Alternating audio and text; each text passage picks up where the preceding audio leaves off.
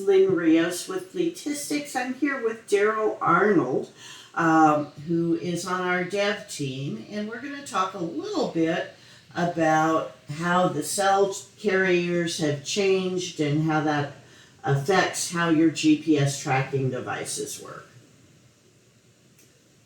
Say good morning, Darryl. Good morning. Generally, when you're talking about cell providers and GPS, this is the way that the GPS devices communicate with the servers to actually transmit the data that the device is collecting.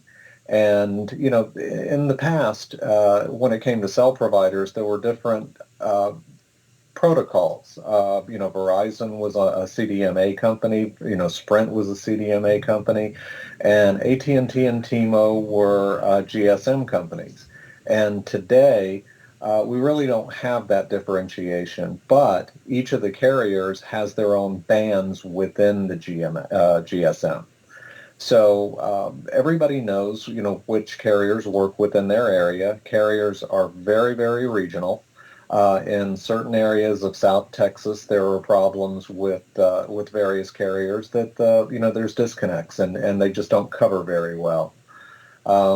When we're talking about the other areas of the country, mountainous regions are a problem because the mountains can actually block the cell signals. I've seen that in Tennessee.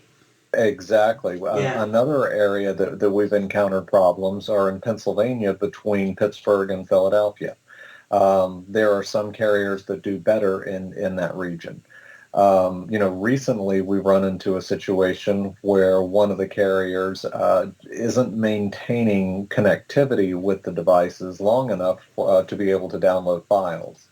So, which carrier, it has a lot to do with the region that you're in. Again, South Texas has its problems with some carriers, and, Pennsylvania does as well, and the Pennsylvania area is primarily associated with the mountains. Today it's very regional, and each person is going to know which carrier works well in their area. They're going to have heard from friends and family, and if your carrier has a lot of dropped calls, that's probably not the carrier to base your GPS system on. And while GPS is a little more forgiving than the cams are, the drive cams are a lot touchier. Just like when you're trying to download a very large file on your wired desktop system. Sometimes it's necessary to restart the download because of disconnects within the network.